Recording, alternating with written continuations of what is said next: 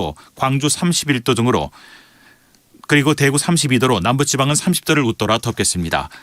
KBS 1라디오 10시 뉴스를 마칩니다. KBS.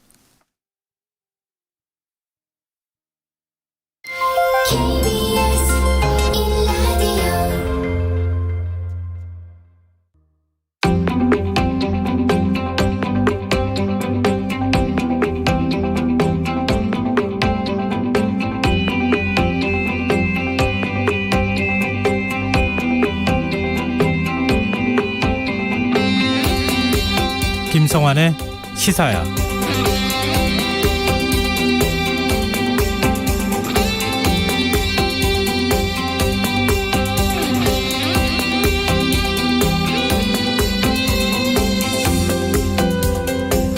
안녕하십니까. 시사평론가 김성환입니다. 우리 정부를 도왔던 아프가니스탄 현지인 391명이 내일 한국에 도착할 예정입니다. 이들은 난민이 아닌 특별 공로자 자격으로 국내에 입국할 예정인데요. 정부가 분쟁 지역의 외국인 수백 명을 국내로 이송하는 것은 이번이 처음입니다. 우리 정부는 미국의 요청으로 지난 2001년부터 아프가니스탄에 비전2 부대를 파병했는데요. 이 과정에서 현지인들의 도움이 없었다면 어땠을까요? 단지 우리 정부에 협력했다는 이유로 탈레반의 보복 위험에 처한 이들에게 도움의 손길을 내미는 건 어쩌면 당연한 일일 텐데요. 이번 결정을 지켜보면서 지난 2018년 예멘 난민 사태를 떠올리시는 분들이 적지 않을 것 같다는 생각에 걱정스러운 마음이 들기도 합니다.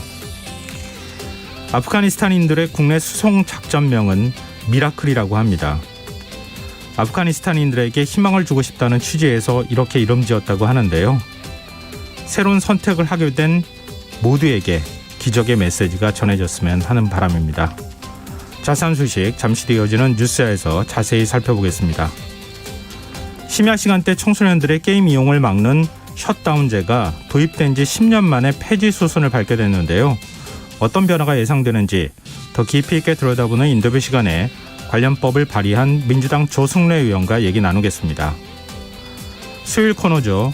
날카로운 시선으로 언론을 비평하는 미디어 직설도 마련되어 있는데요. 오늘은 언론중재법 개정안에 대해 살펴보겠습니다. 김성환의 시사에는 청취자 여러분들의 참여를 기다립니다. 방송 내용과 관련해 의견 있으신 분들은 문자 보내주십시오. 당첨된 분들께는 모바일 상품권 보내드릴 텐데요. 참여하실 번호는 샵9730이고요. 짧은 문자는 50원, 긴 문자는 100원의 이용료가 부과됩니다. 콩 게시판을 통해서도 무료로 참여하실 수 있고요. 콩 어플리케이션과 KBS 1라디오 유튜브 채널을 통해서도 저희 방송을 실시간으로 시청 또 참여하실 수 있습니다.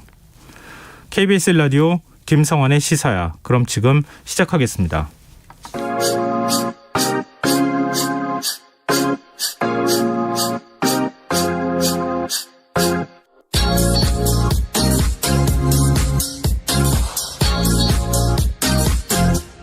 KBS 1라디오 김성환의 시사야.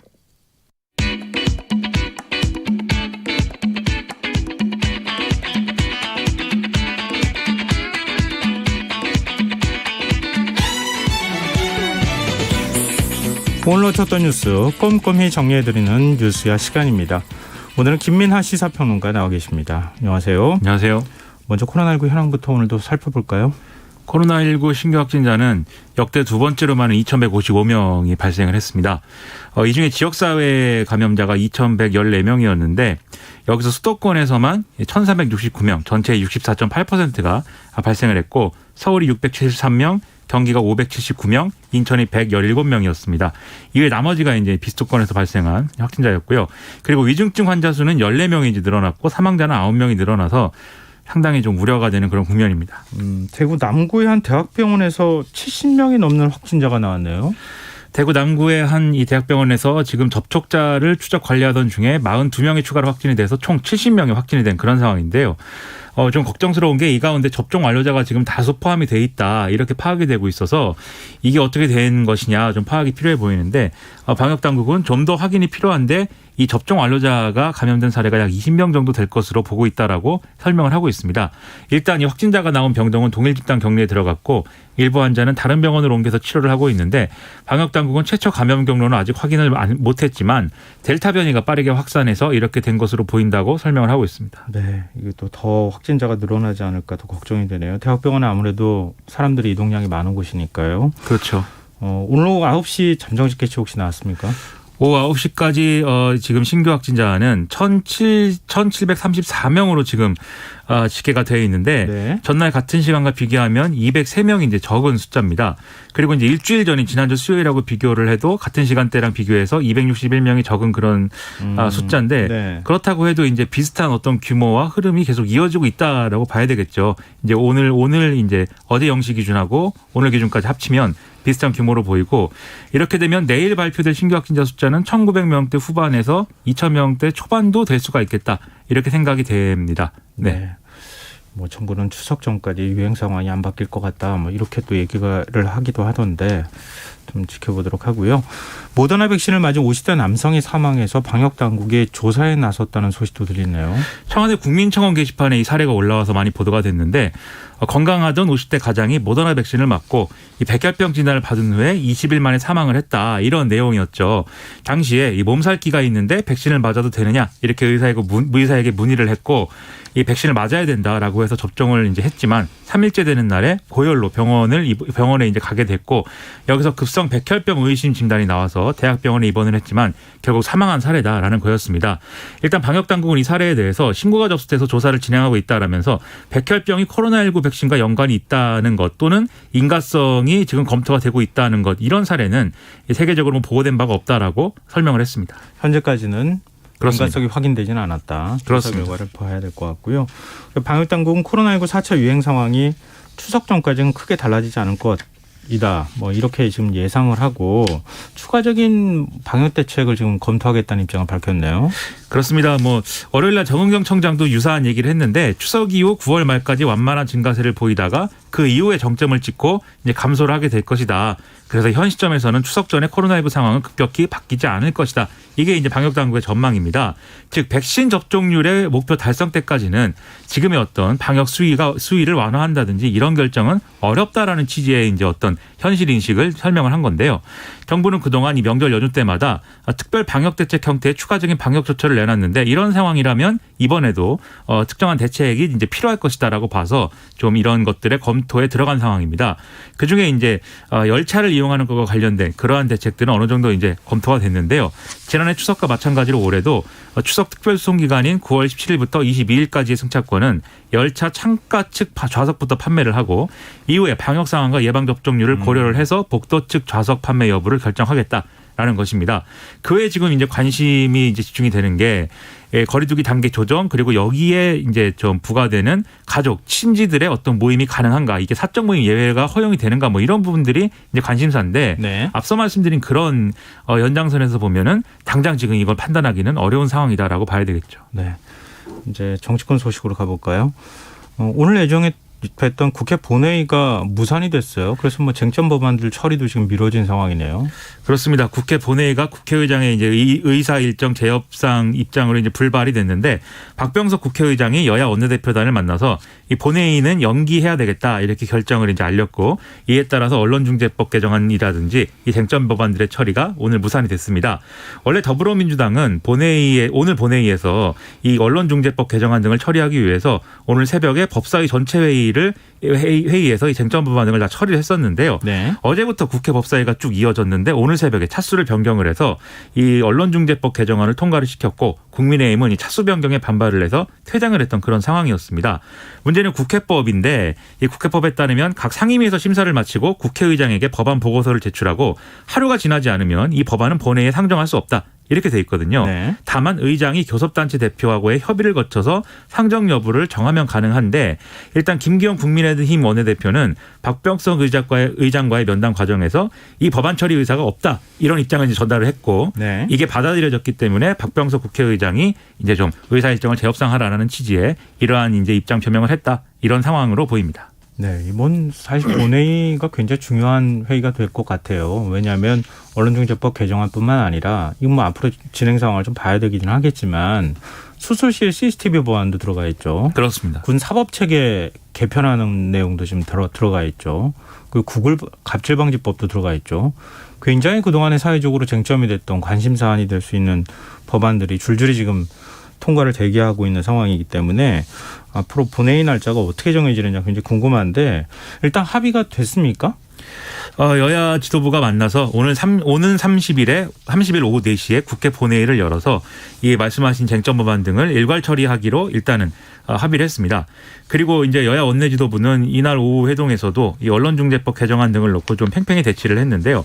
여당은 임시국회 중에 통과를 꼭 시켜야 되겠다 이런 입장인 것이고 국민의힘은 반대할 수밖에 없다 이런 입장을 재확인을 했기 때문에 뭐 이 국회 본회의를 여는 것과는 별개로 이 입장 차는 계속해서 좀 평행선을 달릴 것 같습니다. 네. 다음 주 월요일, 그러니까 오는 30일이 굉장히 중요한 날짜가 될 것 같은데 일단 민주당 윤호중 원내대표는 전원위원회 소집을 제안했어요. 이 전원위원회가 뭡니까? 이 전원위원회라는 것은 상임위 심사를 거치거나 상임위가 제안한 의안 중에 정보 조직에 관한 법률안, 조세 또는 국민에게 부담을 주는 법률안 등에 대해서 본회의 상정 전후에 재적의원 4분의 1 이상 요구로 소집 요구할 수 있게 돼 있는 국회의원 전원이 이제 참여하는 이런 위원회인데 네. 여기서 이제 토론도 할 수가 있고 그다음에 이 어떤 심의 과정을 통해서 이 논의 대상이 된 법안에 수정안도 낼 수가 있게 돼 있습니다. 그래서 재적위원 5분의 1 이상 출석 그리고 출석위원 과반 찬성으로 이 수정안을 의결을 해서 본회의에 처리할 수 있게 이렇게 돼 있기 때문에 네. 지금 더불어민주당은 이걸 이제 소집을 해서 야당의 필리버스터가 진행되기 전에 전원위에서 이 의견 수렴을 해서 수정안을 결정을 한다든지 이러한 방식으로 지금 법안을 처리하겠다 이런 얘기를 하고 있는 거고요. 윤호중 원내대표가 오늘 의원총회에서 우리도 하고 싶은 얘기 많다. 전원위 소집을 의장에게 요청하겠다 이렇게 얘기를 했기 때문에 아마 이러한 절차가 진행이 될 것으로 예상이 됩니다. 뭐 지금 야당이 극렬 반대하고 있는 언론중재법 개정안 여당 단독으로 처리하게 될 경우는 상당히 정치적 부담감이 커지지 않겠습니까? 그렇습니다. 그런 것도 좀 의식했다고 봐야 되겠죠? 그렇습니다. 결국 이 필리버스터를 통해서 의결하는 것 자체를 막지 말고 전원위에서 하고 싶은 얘기를 하면 거기서 합의해서 수정안을 처리하면 되지 않겠느냐 이제 이런 제안인 것이죠. 네, 알겠습니다. 그러면은 전원인 소집 제안에 국민의힘은 어떤 반응 보이고 있습니까? 일단 김기현 원내대표는 내부 검토 후에 다시 의논을 하겠다라고 했는데 과연 이 전원위 개최가 효율적인 논의 수단인지는 의문이다라고 얘기를 했습니다. 그리고 이제 언론에 이제 좀 인용된 국민의힘 내부 분위기라든지 관계자들의 발언 이런 것들을 쭉 종합을 하면 결국은 이게 여당이 어떤 처리하고 싶은 법안에 야당을 이제 들러리 세우는 그러한 어떤 그림이 될 것인데 어차피 지금 절대적 다수가 민주당 의원들이기 때문에 그렇습니다. 예. 그러한 것에 같이 뭐 할 필요는 없지 않겠느냐 뭐 이런 분위기가 다수인 것으로 파악이 됩니다. 근데 민주당 내에서도 언론중재법 개정안 강행 처리에 반대하는 목소리가 나오네요. 그렇습니다. 뭐 대권 주자들 일부도 이제 이것에 대해서 우려의 목소리를 내기도 했는데 오늘 화제가 된 거는 조홍천 의원입니다. 뭐 페이스북을 통해서 언론의 자유와 알 권리는 민주주의의 대들보이다. 이 법안을 밀어붙이면 우리가 민주당으로서 지켜왔던 가치가 훼손되는 것이다. 이렇게 주장을 했고요. 또 지난 재보선에서 질타를 받게 된 원인인 오만과 독선의 프레임이 부활할 것이다. 그래서 옳지도 않고 떳떳하지도 않고 이롭지도 않은 뭐 그런 것이다. 라고 이제 평을 했습니다. 그리고 기자들과 만나서는 또 이렇게 얘기를 했는데요. 이 법은 국민의힘이 추진을 하고 우리가 막아야지 맞는 것 같은데 지금 거꾸로 돼서 헛갈린다. 뭐 이렇게 촌평을 하기도 했습니다. 네. 민주당 송영길 대표 발언이 다시 또 논란에 휩싸였어요.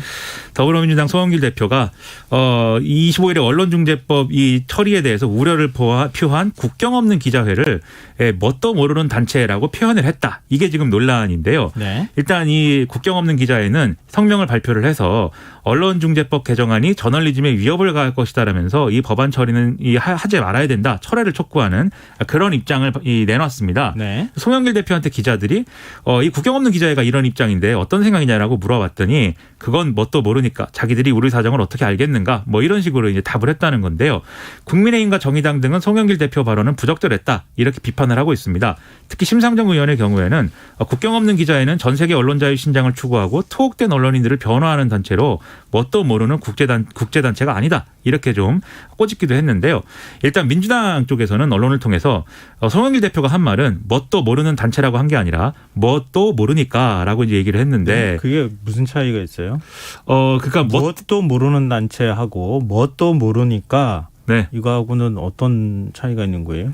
그러니까 아마도 이런 얘기인 것 같아요. 뭣도 모르는 단체라고 하면 그 단체를 이제 비하하고 뭔가 이 단체는 뭔가 뭐 전후 사정을 잘 모르는 어떤 전문성이 떨어지는 단체다 이런 느낌인데 뭣도 모르니까라는 것은 국내 사정에 그렇게 밝지 않을 것이다라는 취지의 얘기였다라는 건데 사실 뭐 전반적인 어떤 뉘앙스나 이런 걸 보면 크게 다르지 않아 보이는 것도 사실인데 좀 송영길 대표의 말투나 이런 것들에 뭐 착각은 있을 수가 있겠지만 네. 뭐 논란이 그렇다고 해서 뭐 없어지지 않을 것 같습니다.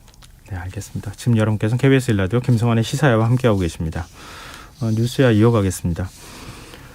저는 임차인입니다라는 국회 연설로 뭐 유명세를 얻은 국민의힘 윤희숙 의원이 부친의 부동산 의혹과 관련해서 의원직 사퇴를 선언했어요. 그렇습니다. 오늘 이제 기자회견 열고 의원직 사퇴한다 이렇게 선언을 했고요. 또 대선 지금 경선 후보이기도 한데 이것도 이제 안 하겠다 이렇게 얘기를 했습니다. 일단 권익위는 지난 23일에 국민의힘 의원 12명의 부동산 의혹 발표했는데 윤희숙 의원은 말씀하신 대로 부친의 농지법 위반 의혹으로 명단에 포함이 돼 있죠. 여기에 대해서 윤희숙 의원은 이 부친이 농사를 지으면서 남은 생을 보내겠다 이런 생각으로 2016년에 농지를 취득을 했는데 이 모친의 건강이 갑자기 악화가 돼서 한국농어촌공사를 통해서 임대차 계약을 맺어서 이제 임대를 줬다 이렇게 해명을 했고요. 26년 전 결혼할 때 호적을 분리한 이후에 아버지의 경제 활동에 대해서는 본인은 전혀 알지 못하지만 위법한 일을 하지는 않았을 것이라고 믿고 있다라고 소명을 했습니다. 그리고 이 권익위의 조사를 끼워 맞추기식 조사이다. 그리고 우스꽝스러운 조사이다라고도 주장을 했는데요. 그러면서 정권교체 명분을 희화할 빌미를 제공을 해서 대선 전투의 중요한 축을 허물어뜨릴 수 있다는 위기감을 느꼈다라면서 이 사퇴를 나는 할 수밖에 없다라고 재차 주장을 했습니다. 글쎄요, 이거 뭐 트집지 않는 얘기가 아니고 결혼할 때 당연히 호적 분리하는 건 뭐 누구나 다 하는 거고 친정 아버지하고 호적 분리하면은 아무런 관계가 없는 거라고 얘기할 수는 없는 거잖아요. 그렇습니다. 이게 논리가 맞는 건지 잘 모르겠는데 지금 그 윤희숙 의원에 대한 부친에 대한 부동산 의혹 어떻게 봐야 됩니까? 뭐 여러 시각이 좀 엇갈리기는 하더라고요. 그렇습니다. 일단 이 의혹 자체에 대해서 보면은 지금 이제 윤희숙 의원 부친이 2016년에 매입했다고 하는 이 농지는 한 10,000여 제곱미터니까 상당히 이제 뭐 규모가 있죠. 그리고 평수로 따지면 이게 평수로 따져야 좀 귀에 익숙하게 들어오시니까 한 3,300평 정도 되는 그렇습니다. 거죠. 3.3제곱미터니까요. 예. 그리고 직접 농사를 짓겠다 이렇게 계획서를 내고 농지 취득 허가를 이제 받았는데 권익위가 조사해 보니까 지난 5년 동안 임대를 줬다 이런 거고 그리고 뭐 여기까지는 이게 사실 농지에 대해서 이제 경작이나 이런 것들을 위임할 수 있는 어떤 제도가 또 있고 하기 때문에 여기에 맞는지 안 맞는지 이런 걸 따지면 되는데 좀 문제가 될 것으로 보이는 것은 이 권익위 조사 과정에서 지난해 서울에서 세종으로 주소를 옮겼다가 올해 다시 서울로 이제 옮기고 뭐 이런 과정에서 주민등록법 위반 의혹 이게 같이 지금 걸려 있는 상황이거든요. 네. 그래서 이 부분이 이제 좀 문제가 될 것이다라고 생각이 되고 그리고 이걸 투기냐 이제 투기를 한 것이냐 여부를 또 별도로 판단할 필요가 있겠는데 지금 땅 가격이 크게 오르지는 않은 것으로 나타난 걸로 뭐 언론 보도에 의한 파악이 됐습니다. 하지만 네. 2016년에 이 땅을 매입했을 당시에 또 주변 지역에 투자 수요가 있었던 거는 사실이다라고 해당 지역 사람들이 얘기를 하고 있다고 하거든요. 그래서 이거는 또 별도로 판단해 봐야 될 그런 문제인데 근데 결국 윤희숙 의원이 사퇴 선언을 함으로써 이러한 의혹이나 이런 것들은 상당히 희석이 될 걸로 보이고 어쨌든 이게 본인이 뭔가 해명할 게 있으면 해명을 하면 되는 문제인데 굳이 또 사퇴를 선택한 것 자체에 대해서는 이게 뭐 바람직한 정치다라고 볼 수는 없죠. 근데 전략적으로는 나름 묘수인 부분이 상당히 있다. 저는 그렇게 생각을 합니다. 지금 국민권익위가 가족과 뭐 배우자 다 조사한 거는 어느 당이나 다 공이 똑같았던 거죠, 기준은? 그렇습니다. 그런데 네, 이준석 대표는 뭐 의심이 간다라고 지금 주장을 하고 있죠. 근데 이준석 대표는 윤희숙 의원 사퇴 선언에 뭐 눈물을 흘리면서 만류를 하는 모습을 보였어요. 그렇습니다. 이준석 대표가 기자회견장에 윤희숙 의원보다 먼저 등장을 했는데요. 의원직 사퇴 그리고 대선 후보 중도하차 강하게 만류하겠다 이렇게 주장을 했고 윤희숙 의원은 책임질 일이 없다고 확신한다. 윤희숙이라는 가장 잘 벼른 칼은 국회에 있을 때 그 쓰임새가 있는 것이다 라면서 사퇴 재검토를 재차 요구를 했습니다. 그리고 윤희숙 의원에게 직접 이것을 언급하는 과정에서 양쪽 모두 눈물을 흘리는 이런 장면이 연출이 됐는데요. 근데 저는 이런 장면을 보면서 공교롭게도 윤희숙 의원이 이준석 대표를 구해준 것 같은 그런 모양새가 이제 됐다. 그런 생각이 좀 들었습니다. 근데 이준석 대표는 지난번에 민주당 전수조사 결과 발표했을 때 더 엄정하게 우리 처리하겠다 이렇게 얘기를 하기도 했었는데 이번에는 연좌제다, 참 야만적이다 이런 표현까지 사용했네요. 그렇습니다. 이렇게 얘기를 했습니다. 어제 권익위 조사 결과를 보면 최소한의 구성 요건이 되지 않는 것들이거나 의원 개인이 소유관계나 행위의 주체가 되지 않았음에도 불구하고 연좌의 형태로 이런 의혹을 제기를 하고 있는 그런 내용이 있다라면서 참 야만적이다라고 주장을 했는데요. 그러니까 이준석 대표는 더불어민주당하고 뭐 유사한 어떤 수준이거나 그보다 못한 조치를 결국은 해서 본인이 공언한 민주당보다 엄중한 조치를 할 것이다라는 얘기가 이제 실현이 안 된 거에 대해서 권익위의 책임을 언급하면서 요거를 이제 빠져나가려고 하는 그런 언행을 지금 하고 있는 거죠. 그런데 이게 어제 얘기할 때는 뭐 좀 궁색해 보이는 측면이 있었는데 윤희숙 의원이 사퇴 입장을 이렇게 표명을 막 하면서 둘이 뭐 눈물을 흘리고 하니까 이런 전선이 상당히 선명해진 그런 모양새여서 네. 윤희숙 의원의 이 선택이 행보가 이준석 대표에게는 좀 득이 되는 것 같습니다. 아, 득이 된다. 근데 지금 윤희숙 의원은 대선 출마 선언을 했었던 거잖아요. 그렇습니다. 이제 중도 사퇴를 하면 다른 대선 주자들의 어떤 이해관계에 영향도 미칠 것 같은데요. 일단 윤석열 전 검찰총장, 최재형 전 감사원장, 원희룡 전 제주지사, 유승민 전 의원 등 이 대권자들이 일제히 윤희숙 의원의 사퇴를 만류하는 입장 표명을 했는데요. 홍준표 의원의 입장이 좀 의미심장합니다. 모든 대선 후보들에 대해서 부동산 검증을 받자 이렇게 요구를 했는데 유승민 전 의원하고 원희룡 전 제주지사는 여기에 이제 동조를 했습니다. 그리고 윤석열 전 총장과 최재형 전 감사원장도 불응할 이유가 전혀 없다. 필요하면 얼마든지 받겠다. 이렇게 얘기를 했는데 아무래도 이 두 사람은 각각 장모의 농지거래 관련 의혹하고 그다음에 자녀 관련 아파트 관련 뭐 여러 논란 이런 것들을 지적받은 바가 있기 때문에 이게 또 다시 한번 논란이 될 가능성이 생겼다. 이렇게 볼 수가 있겠고요. 그리고 또 유승민 전 의원 즉 김웅 의원이 권익위 통보 명단 12명 중 6명 이 징계 대상인 사람 중 3명이 윤석열 전 캠프 소속이다라는 점에 대해서 또 문제 제기를 하고 있는 이런 상황입니다. 그런데 윤희숙 의원이 이렇게 초강수를 던지면서 이 권익위 통보에 포함돼서 지금 탈당 요구를 받고 있는 그러한 의원들이 대응하기가 상당히 어려워진 측면이 생겨버렸거든요. 네. 본인 다들 지금 탈당 요구를 받았지만 그냥 쉽게 하지는 않겠다는 분위기인데 탈당을 하고 할 수가 없다라는 얘기를 꺼내기가 좀 어려워진 거죠. 그런 의미에서 이 각 캠프들에 가 있는 그러한 이제 의원들의 입장 표명이 어려워져서 이게 대권주자들의 유불리로 작용할 것 같습니다. 다른 정당들 반응은 어떻습니까?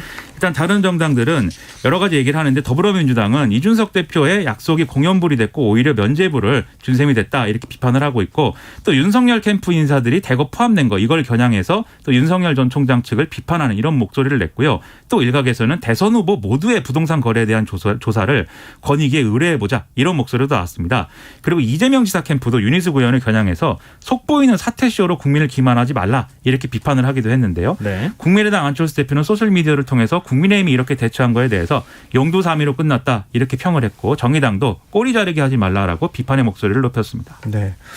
근데 여러 논란 끝에 국민의힘 대선 주자들의 비전 발표회가 오늘 있었지 않았습니까? 그렇습니다. 분위기가 어땠습니까? 아무래도 좀 서로 견제하고 뭐 이런 분위기가 좀 있었는데요. 일단 1위 후보인 윤석열 전 총장의 좀 견제가 집중이 됐습니다.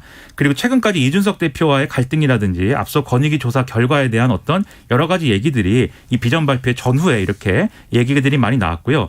그리고 여기서 각자의 공약을 좀 설명하는 시간을 가졌는데 이 비전 발표회라는 형식 자체에 대한 불만도 제기가 됐습니다. 그래서 홍준표 의원은 이게 무슨 발표회냐 초등학교 학예에 발표하는 듯하다 이렇게 평을 했고 네. 유승민 전 의원도 정책이나 대통령 후보로서의 자격에 대해서 검증을 할 기회가 없어졌다라고 평가를 하면서 이걸 토론회를 사실상 거부한 윤석열 전 총장을 좀 겨냥한 그런 언급도 했는데요. 네. 윤석열 전 총장은 당의 단합과 화합을 위해서 자신이 할 수 있는 일을 최선을 다하겠다 이렇게 좀 간단한 언급을 했습니다. 네. 마지막 뉴스 살펴보죠. 우리 정부에 협력했던 아프가니스탄인들이 난민이 아닌 특별 공로자 신분으로 국내에 입국할 예정이라고요. 그렇습니다. 과거 한국 정부와 협력한 아프간인들이 인천국제공항을 통해서 한국에 이제 도착한다. 내일 도착한다 이렇게 밝혔는데 여기는 어린이도 이제 100명 넘게 포함되어 있다라고 합니다. 이분들은 수년간 주 아프가니스탄 한국대사관, 코이카 그리고 바그람 한국병원, 바그람 한국지방훈련원 등등에서 이제 근무를 했고 그렇기 때문에 난민이 아니라 특별공로자 자격으로 들어오게 된다라고 외교부는 설명을 했는데요. 네. 이게 뭐 2001년에 우리가 아프간에 전투부대를 파병을 했고 2007년 12월에 부대가 철수한 이후에도 계속 지방 재건팀이라든지 그리고 현지의 협력이라든지 이런 것들을 계속 해왔거든요. 네. 그 과정에서 현지인들을 다수로 이제 고용을 했는데 탈레반들이 볼 때는 이 사람들이 외세에 협력한 사람들이기 때문에 지금 이 사람들이 상당한 위협을 받고 있다는 거 아니겠습니까? 그래서 이분들이 우리 정부에 도움을 요청하기도 했는데 우리는 여기에 응답을 했다 이렇게 볼 수가 있겠고 한국에 도착하면 충북 진천에 있는 국가공무원인재개발원에 일단 머물면서 만약에 원하면 우리는 한국 정착 등도 지원하겠다라는 그런 정부 입장을 또 얘기를 하고 있습니다. 네. 내일 국내로 들어오는 거죠? 그렇습니다. 네. 네, 알겠습니다. 좀 무사히 안전하게 입국했으면 좋겠고요. 그 이후에도 또 대책들 마련하는 거 좀 저희가 지켜보도록 하죠. 그리고 청취자 8897님께서 문자를 보내주셨는데요. 87번 버스기사님 듣고 계시네요. 안전운전하세요. 이렇게 보내주셨습니다.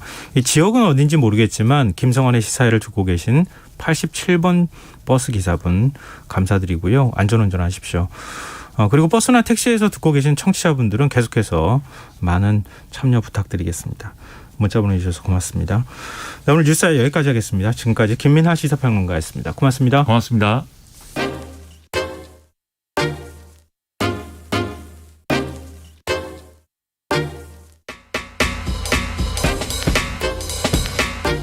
바쁜 당신이 알아야 할 모든 것 여기에 있습니다.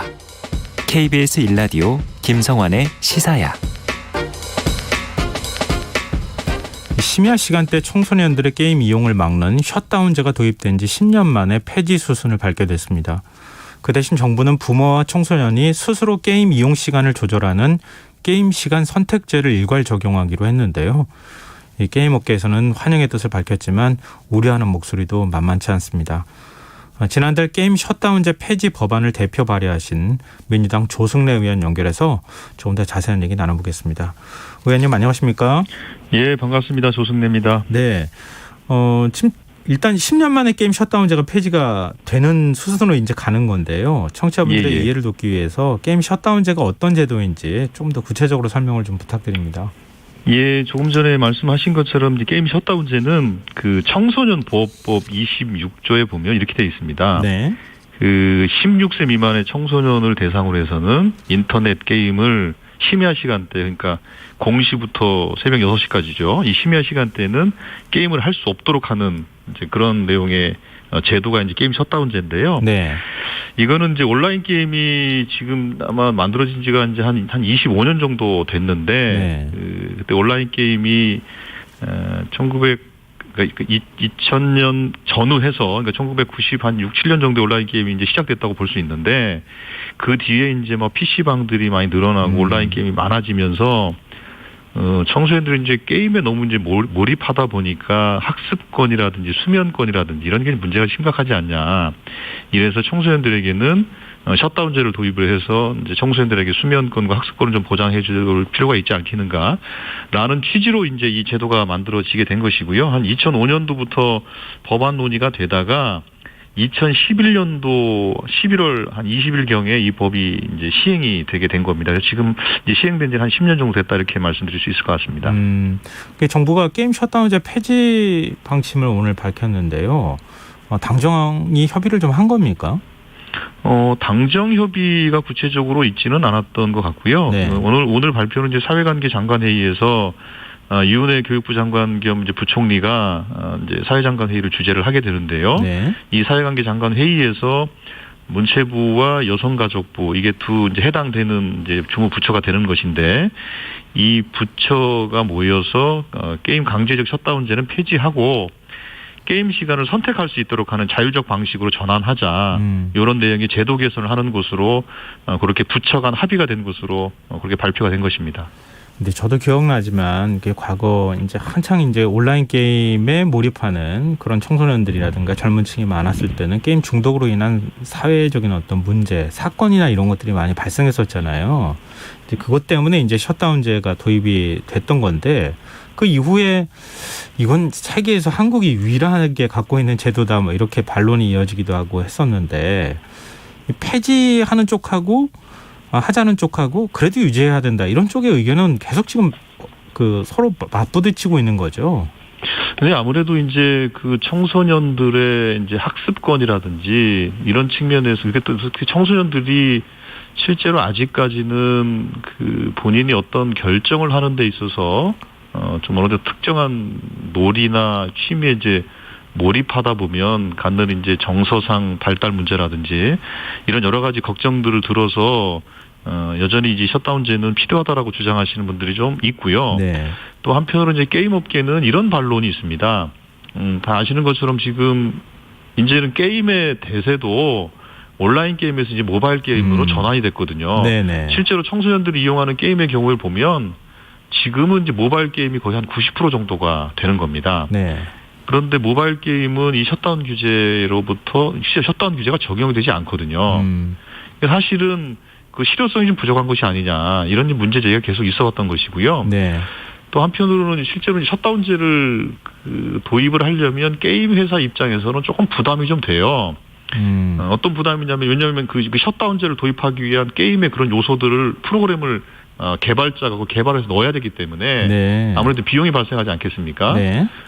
최근에 이 셧다운제 관련해서 논쟁이 심각하게 제기됐던 것도 마인크래프트라는 게임이 그 마이크로소프트사로 인수합병이 되면서 그 관련된 시스템을 정비하는 과정 속에서 발생한 이슈거든요. 네. 그러니까 그러니까 MS사가 그 게임 플랫폼을 구축하는 데 있어서 마인크래프트 게임에 대해서 한국만 적용되는 셧다운제에 맞는 그 게임 플랫폼을 제공할 수 없다. 요렇게 해서 이제 발생한 이슈거든요. 네네. 그러니까 실제로 그 얘기는 뭐냐면 게임사 입장에서도 추가적인 비용이 들어간다고 의미하는 것이죠. 네. 그럼 의원님께서 관련 법안 발의하신 거 아닙니까? 예, 그렇습니다. 어떤 내용을 담고 있습니까? 지금 그 셧다운제와 관련된 법안은 이제 두 가지 법안에 담겨져 있습니다. 네. 첫 번째로는 아까 말씀드린 것처럼 이건 여성가족부 관련 법안인데요. 청소년 보호법이라는 법안이 있고 또 하나 문체부가 관장하는 게임산업진흥법이라는 법안이 있습니다. 이 두 가지 법에 셧다운제와 관련된 규정이 되어 있는데 지금 대부분의 의원들은 청소년 보호법 상의 게임 셧다운제를 폐지하는 법안을 여야 의원 통틀어 한 6분 정도가 제출을 했거든요. 네. 근데 그 법안뿐만 아니라 게임산업진흥에 관한 법률도 강제적 셧다운 관련된 규정이 있어서 이 두 법안을 같이 개정을 해줘야 네. 강제적 셧다운제가 폐지가 되고 자율적 시간 선택제로 전환이 되는 그런 이제 제도적 근거가 만들어지는 것입니다. 네. 그래서 저는 다른 의원들이 주목하지 않았던 게임 산업진흥에 관한 법에 대한 그 개정안을 내게 된 것이고요. 네. 이미 이제 청소년 보호법 관련된 법안들은 다른 의원들이 많이 제출했으니까요. 근데 법안에는 게임 중독, 그러니까 중독이라는 용어를 삭제했다고 하더라고요. 예, 그렇습니다. 실제로 그 게임에 대해서 이렇게 그 부정적 인식이 많은데 부정적 인식에 대한 아주 극단적인 표현이 저는 중독이라고 생각합니다. 왜냐하면 중독이라 하면 우리가 흔히 이제 연상이 되는 것이 뭐 술, 마약, 도박 뭐 이런 것들이 연상되지 않습니까? 그런 측면에서 게임이라는 것이 갖는 아주 부정적 인식을 그냥 극단화시키는 표현을 전 중독이라고 보고 있어서 이건 좀 과한 표현이다. 왜냐하면 최근에 보면 그 여러 가지 예를 들면 그 휴대폰 과몰입이라든지 아니면 뭐 유튜브 같은 동영상 과몰입이라든지 네. 이런 다양한 형태의 사실은 이제 몰입 현상들은 이제 벌어지게 되어 있는데 이런 그 일종의 놀이 혹은 여가와 관련된 모든 과몰입 현상들을 다 우리가 중독으로 표현할 수 있는 것이냐. 그것은 좀 과하다 봐서 그런 측면보다는 과몰입으로 해서 우리가 그것에 대한 적절한 처방과 대책을 만들어주는 것이 맞다 이렇게 봐서 저는 이제 중독이라는 표현을 삭제하고 과몰입이라는 표현으로 순화해서 하는 것이 훨씬 좋겠다 이런 취지로 이제 개정을 낸 것입니다. 근데 모든 법률안이 그렇지만 법을 고치는 과정하고 실제로 현실에서 법이 작동하는 건 좀 다를 수 있잖아요. 그렇습니다. 지금 청취자 정서희님께서도 말씀해 주셨는데요. 중1 엄마인데요. 셧다운 제발 바랐습니다. 법으로라도 막아주시길 바랐는데 아쉽게 됐습니다. 이제 아쉬움을 좀 표하셨거든요. 그러니까 청소년들이 자율적으로 게임 시간을 조절하는 걸 잘 못하는 상황이잖아요. 근데 셧다운제를 폐지하고 게임 시간 선택제로 가는 게 이 과연 실효성이 있겠느냐 이런 얘기 나오는데 어떻게 얘기하시겠습니까? 근데 거꾸로 실제로 그 셧다운제가 있었음에도 불구하고 실효성이 없었던 것이 제가 아까 말씀드린 것처럼 이제는 이제 PC를 활용한 온라인 게임보다는 모바일 게임의 비중이 거의 뭐 90% 이상이 되는 조건이라는 것. 네. 그런 의미에서 모바일 게임에는 셧다운제가 적용되지 않는다는 게 하나가 있고요. 또 하나는 온라인 게임에서 셧다운제를 이제 우회할 수 있는 여러 가지 수단들이 있습니다. 그래서 예를 들면 뭐 부모님 주민번호를 도용해서 게임을 한다든지 아니면 외국 서버로 우회해서 접속을 한다든지 네. 하는 여러 가지 방식으로 사실은 회피를 하고 있는 것이어서 실제로 우회할 수 있는 수단들은 많이 있다. 그래서 오히려 그런 것보다는 부모와 아이들의 서로 이제 논의를 통해서 게임 시간을 정하고 우리가 이제 예를 들면 게임 시간 정할 수 있습니다. 근데 하루에 한 4시간, 5시간 하겠다. 시간은 저녁 식사 후에 10시부터 한 11시까지 하겠다. 이렇게 시간 선택을 할 수 있는 것들을 아이와의 대화를 통해서 자율적으로 정하게 되면 본인 그 아이가 동의한 것이기 때문에 훨씬 더 순응하고 훨씬 더 잘 지켜진 그 룰을 잘 지킬 수 있을 것이다. 그렇게 보고 있는 것이죠. 근데 잘 안 되니까 문제가 되는 거거든요. 학부모 입장에서 그게 잘 되면 왜 고민을 하겠습니까? 사실 잘 안 돼가지고 부모와 자녀 간의 갈등 요인이 되기도 하는데요. 좀 하나 여쭤보고 싶어요. 게임 시간 선택제가 모바일 게임에도 적용이 되는 겁니까? 모바일 게임은 지금 셧다운제도 적용 안 되는 거지만 그 모바일 게임은 이렇게 됩니다. 지금 거기 이제 앱마켓 사업자가 구글, 애플 같은 앱마켓 사업자가 있지 않습니까? 네. 그 앱마켓 사업자들은 이런 게 있습니다. 구글은 이제 패밀리 링크라는 게 있고요. 애플은 스크린 타임이라는 게 있고 또 MS도 패밀리 세이프티라는 이런 각자 그 플랫폼이 갖는 그런 그 틀이 있습니다. 수단이. 네. 그 수단을 활용하면 그렇게 할 수 있는 것들이 이제 프로그램이 다 있다라는 것을 말씀을 드리는 것이고요. 예. 실제로 많은 부모님들이 아이들과의 대화를 통해서 이렇게 좀 진행을 하는 것이고요. 조금 전에 그 진행자가 말씀하신 것처럼 물론 그럼에도 불구하고 아이들이 통제를 따르지 않으면 어떡할 것인가에 대한 걱정이 당연히 부모님들은 있을 것이라고 봅니다. 네. 근데 실제로 게임이 갖는 여러 가지 긍정적 의미라는 것은 뭐냐면 실제로 게임을 하는 과정 속에서 자기 통제력이라든지 자기 절제력이라든지 또 내가 어떻게 게임을 지배하고 진행해 나갈 것인가에 대한 전략적인 고민들을 아이들은 게임을 통해서 배우게 되는 겁니다. 그런 의미에서 그런 긍정적인 측면을 좀 부각시키는 방향으로 부모님과 대화도 나누고 학교나 단체에서 게임과 관련된 리터러시 교육 같은 것들을 좀 한다면 그 문제는 좀 어느 정도 해결되지 않을까 싶습니다. 그러면요. 게임 시간 선택제는 자율에 맡긴다는 얘기네요. 쉽게 풀면. 그러니까 앱을 다운받거나 이렇게 해서 부모와 자녀 간에 자율적으로 결정하시라 이런 뜻이네요. 그렇습니다. 예. 그러면 어떤 제도적인 문제는 또 아닐 것 같다는 생각이 들고요. 정부가 게임 시간 자체를 통제하는 대신에 이 과몰입 치유에 적극 나서겠다 이런 얘기를 했거든요. 어떤 대책이 들어가 있는 겁니까? 그거는 이제 크게는 이제 교육과 상담, 치료 이렇게 이제 크게 이제 나눠줄 수 있을 것 같고요. 그리고 그걸 하기 위한 여러 가지 진단조사 같은 수단들이 이제 활용이 될 것인데요. 네.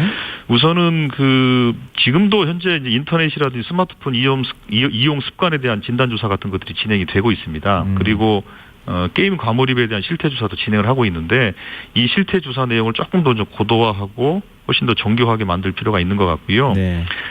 그 다음에 또 하나는 그렇게 해서 만약에 과몰입 상태가 확인이 된다면 상담이나 치료 지원을 통해서 그 문제를 해소할 수 있는 프로그램들도 만들겠다라는 것이고 또 하나는 앞서 제가 말씀드린 것처럼 게임과 관련된 리터러시 교육이 사실은 제대로 좀 진행이 안 되는 측면이 많이 있습니다. 네네. 그거는 비단 학생들뿐만 아니라 학부모님들도 요즘 아이들이 어떤 게임을 좋아할까? 그 게임은 어떤 성격을 갖고 있는 것이지? 이 게임의 특징은 어떤 것이어서 이 아이가 왜 그렇게 중간중간에 게임을 끊지 못하고 계속 해야만 하지? 그러니까 이런 것들을 사실 학부모들이 조금 이해를 하신다면 학교 차원에서뿐만 아니라 가정에서도 그런 대화를 통해서 게임에 대한 지도가 좀 가능할 것이다 이렇게 보고 있어서 학교에서의 상담, 밖에 사회단체에서의 상담, 또 학부모하고의 대화를 통해서 진행하는 것들 이렇게 다방면에 걸친 그 대책들을 준비하고 있는 것으로 알고 있습니다. 네, 그럼 게임 셧다운제 폐지는 올해 법 개정을 통해서 하는 겁니까? 연내? 지금 이제 그 법안이 제출된 것이 이제 여성가족위원회에서는 청소년 보호법에 대한 논의가 진행이 될 텐데요. 네. 그건 아마 이제 정기국회 때는 아무래도 법안에 대한 논의를 훨씬 더 많이 논의가 진행이 될 테니까 될 것이고 그 다음에 여야 의원이 공통으로 냈던 것이고 그리고 부처에서도 폐지에 대해서 가닥을 잡힌 만큼 저는 정기국회 내 처리가 좀 가능할 것으로 보고 있습니다. 네. 네, 알겠습니다. 오늘 말씀 여기까지 듣겠습니다. 고맙습니다. 예, 감사합니다. 예, 지금까지 민주당 조승래 의원이었습니다.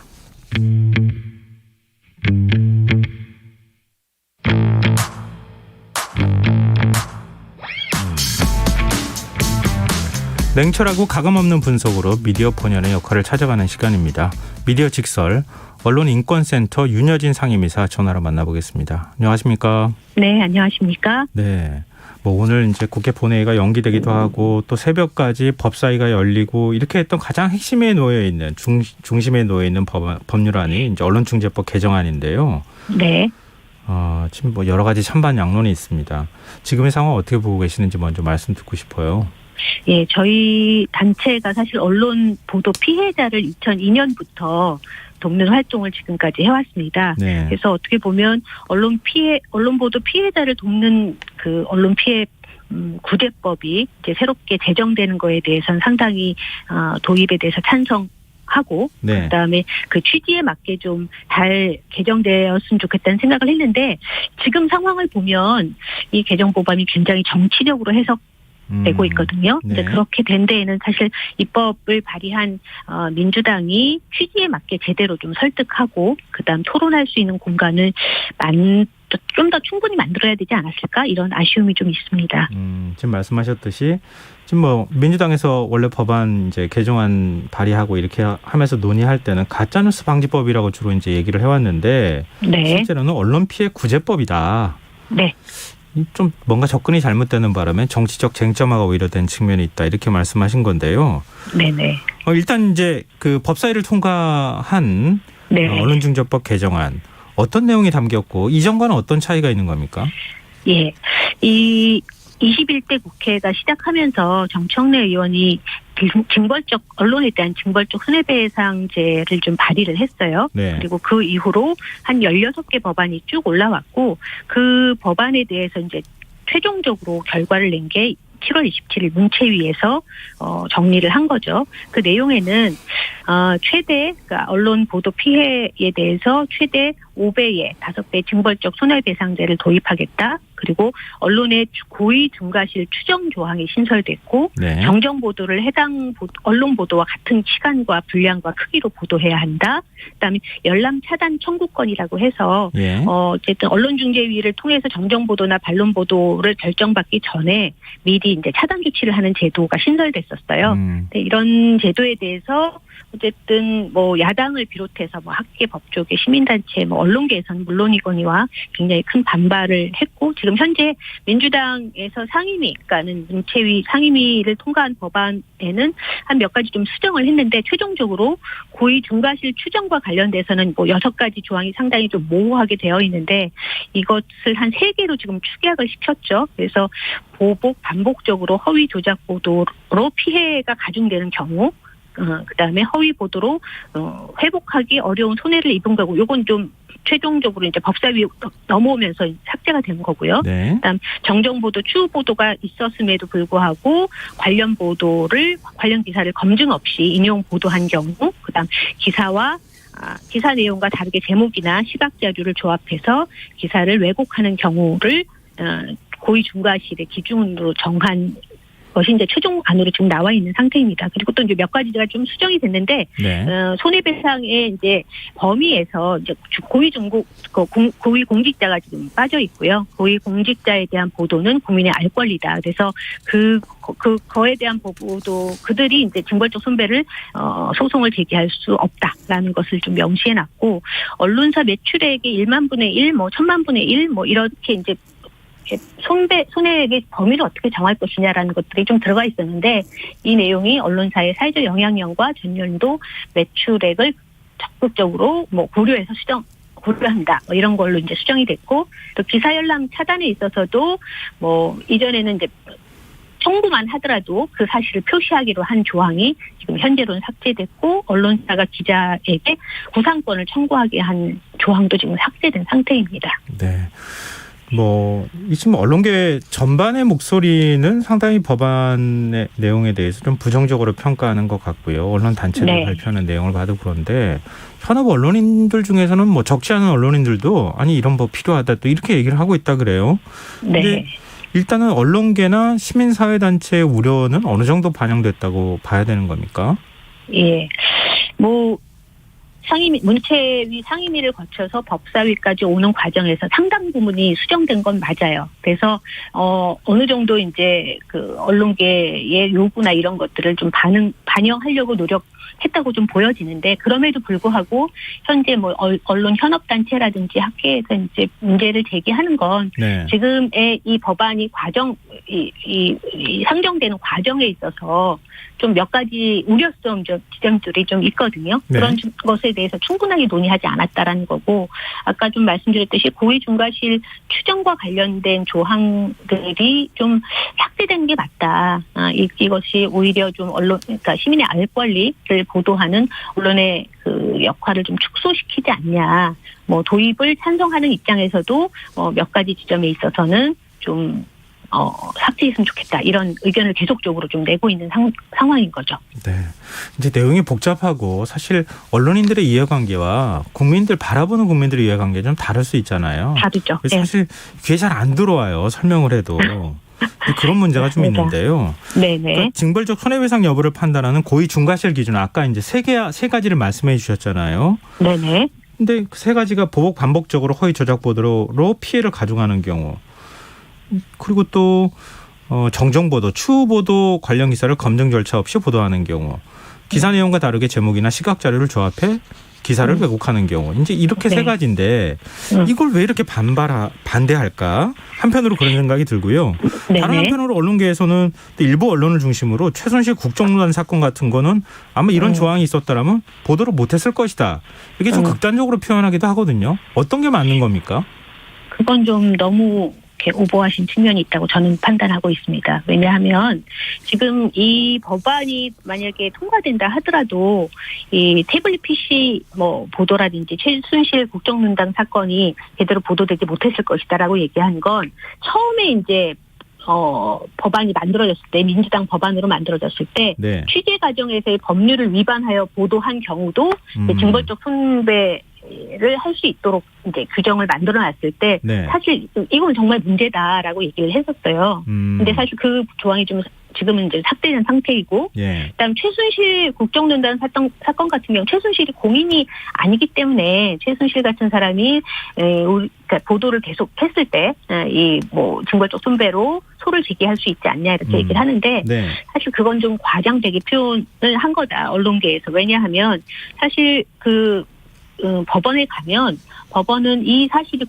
공익적이고 그리고 진실이라고 믿을 만한 이유가 있다면 언론의 자유를 굉장히 보호하는 판결을 굉장히 많이 내렸고 또 그런 경향을 띠고 있습니다. 그런 측면에서 봤을 때 네. 최순실 국정농단 사건 같은 경우 대단히 중요한 공익적 사건이죠. 네. 그래서 이런 사건을 제대로 보도하지 못했을 것이다라고 얘기하는 건 언론계가 좀 너무 과하게 지금 이 법안에 대해서 얘기하는 거라고 저는 생각합니다. 근데 고의 중과실 조항을 삭제해야 한다는 주장이 나오는 이유는 뭡니까? 이게 이제 허위 조작 보도에 대한 정의를 이제 언론중재법의 정의를 새롭게 내렸는데, 사실 허위 보도 그러니까 이제 보도가 이제 오보와 허위 보도의 차이가 그렇게 사실 언론계에서는 열심히 사실 확인도 하고 하다가 이것이 약간 오보가 났고 그거에 대해서 피해가 있을 수 있고 거기에 대해서는 책임을 지는 이런 프로세스로 진행이 되는데, 네. 이게 조작 보도 같은 경우에는 문제가 달라지는 거거든요. 그게 이제 피해자 입장에서 보더라도 허위 조작 보도로 정의를 내려놨을 때, 그럼 이것이 조작이 아니었을 경우에는 그러면은 이것을 소를 제기할 수 없는 거냐, 굉장히 좁게 해석하는 측면이 하나 있고, 네. 그다음에 언론계 입장에서는 허위 조작 보도의 정의를 법령에 넣어놨을 땐 그럼 지금 우리가 하는 보도 행위가 조작 보도를 전제로, 허위 조작 보도를 전제로 하고 지금 논의가 되어야 되는 거냐라는 측면에서 굉장히 이제 문제가 있다고 보고 있는 측면이 있습니다. 그런 측면에서 허위 조작 보도와 관련된 특칙 안에 고의 중과실 추정 부분이 이제 들어가 있는 건데, 이런 부분이 사실 좀 중언부언되는 측면도 없지 않아 있고요. 네. 그다음에 또 명확성이 떨어지기 때문에 굉장히 모호하다. 그래서 이것들이 어떤 식으로 어떻게 될지에 대해서는 사실 피해자 입장에서도 한편으로는 반복적이고 그다음에 보복적이고 이런 피해에 가중하는 경우, 이런 경우, 그다음에 정정보도, 추후보도가 있었음에도 불구하고 또 계속 보도가 되는 경우, 인용되고 보도되는 경우에 대해서는 피해자 입장에서는 상당히 명확, 네, 좀 그렇죠. 의미 있다고 보여지지만, 예. 전체적으로 봤을 땐 좀 모호한 측면이 있다고 볼 수 있겠습니다. 허위 보도하고 조작 보도하고 오보하고 또 취재 제대로 안 하는 보도하고 무슨 차이가 있느냐 이렇게 또 헷갈리기는 하는데요. 법률 조항이라는 게 원래 그런 거 아닌가 싶기도 하고요. 그래서 언론중재위원회가 판단하는 게 필요하지 않겠습니까? 참 이렇게 돼버리면 법률안 자체를 사실 동의하지 못하는 것으로 갈 수밖에 없는 상황이 아닐까 싶은데요. 네. 그건 차치하고서라도 네. 징벌적 손해배상의 실효성에 대해서는 어떻게 보세요? 일단 법원에서 사실 이제 법원에서 이 손해 산정과 관련된 기준 확립과 인식 변화가 먼저 선행되는 게 사실은 더 중요하다고 생각하고 있어요. 그럼에도 불구하고 이렇게 법률안에 손백 5배로 배상하라는 것이 있을 경우에 사실 법원이 참고를 할 수밖에 없다. 그리고 그것을 이렇게 잘 적용하는 이제 기준이 생긴 거잖아요. 네. 그렇게 본다라면 피해자 입장에서는 이제까지의 그 피해 언론으로 인한 피해는 상당히 회복할 수 없는 피해이고, 그다음 회복도 그러니까 손배도 굉장히 낮은 차원이었는데 그런 측면에서는 좀 현실성 있게 좀 피해 보상이 될 수 있겠다라고 생각을 하고 있습니다. 이제 그럼에도 불구하고 사실 이제 사법부가 법원이 이 손해 산정과 관련된 기준 확립에 대한 인식이 좀 새롭게 좀 정립될 필요가 있다고 생각이 듭니다. 법원이 손해배상 금액을 좀 크게 하면 좀 이런 거 굳이 네. 필요 없지 않느냐 이제 이런 논리로 연결되는 것 같은데요. 그리고 정정 보도에 대한 조항도 쟁점이 되고 있는데요. 네. 보도 내용을 정정해야 하는 경우 시간과 분량적인 측면에서 원래 보도의 절반가량을 하라 이렇게 규정을 하고 있지 않습니까? 어떻게 보십니까 이거? 그러니까 이제까지 정정 보도가 너무 작게 나왔고 예. 또 잘못된 보도에 대해서 분명히 정정 보도까지 나왔음에도 불구하고 그 사실을 사람들이 알지 못하는 경우가 굉장히 많았거든요. 네. 그런 측면에서 이제 피해자 측면에서 제대로 된 보도를 하라는 이제 조항인데 네. 좀 무리스럽긴 하죠. 왜냐하면 이것 때문에 그것은 이제 사실 피해자와 언론사와의 협의를 통해서 좀 잘 정리될 수 있는 부분이기도 한데 법률 안에 이렇게 똑같은 아니면 2분의 1 이렇게 했을 때 그 네. 협의가 더 안 될 수도 있거든요. 네. 그런 측면에서는 더 어렵게 할 수도 있겠다라는 생각을 좀 하고 있습니다. 네. 언론중재법 개정안에 1인 미디어가 유튜브가 적용 대상에서 배제된 부분들 이건 어떻게 네. 보세요? 일단 아마 제가 미디어 직설에도 여러 번 말씀을 드렸지만 언론 보도가 온라인 커뮤니티나 아니면 유튜브나 아니면 1인 미디어가 이제 이 발신하는 내용들을 그대로 보도화하거나 사실 확인하지 않고 그러면서 사실 여론화되고 더 문제가 커졌던 경우가 많이 있었던 것 같아요. 근데 사실 이런 법이 만들어지면 언론이 최소한 사실 확인되지 않은 보도 그다음 1인 미디어나 유튜브가 하는 보도를 그냥 막 갖다 쓰지는 않겠죠. 그러면 이것이 여론화되거나 문제가 더 확산되지는 않을 것 같습니다. 일단 첫 번째 측면에서 이것이 더 언론화되면서 문제가 확산되는 데 있어서 이 법이 좀 영향을 미칠 것이다. 그리고 또 그런 영향으로 인해서 좀 가정 효과가 언론뿐만 아니라 1인 미디어나 유튜브까지 가게 되지 않을까 이런 생각을 좀 기대를 하고 있고요. 네. 또 하나는 지금 정보통신망법에 명예훼손과 관련된 부분이 있지만 좀 이런 부분이 너무 이제 잘못된 여론을 확산다 하고 가짜 뉴스를 남발하지 않기 위한 어떤 강력한 처벌 법안이 좀 징벌적 손해배상 법안이 나와야 되지 않느냐 이런 얘기가 나오고 있는데 네. 그것들은 좀 상황을 보면서도 논의를 더 하는 게 맞지 않나 저희는 그렇게 생각을 하고 있습니다. 네, 알겠습니다. 오늘 얘기 여기까지 나누겠습니다. 오늘 말씀 고맙습니다. 네네. 예, 지금까지 미디어 직설 언론인권센터 윤여진 상임이사와 함께했습니다. KBS 라디오 김성환의 시사회 1부 순서는 여기서 마무리하겠습니다. 저는 11시 정각 2부에 다시 오겠습니다.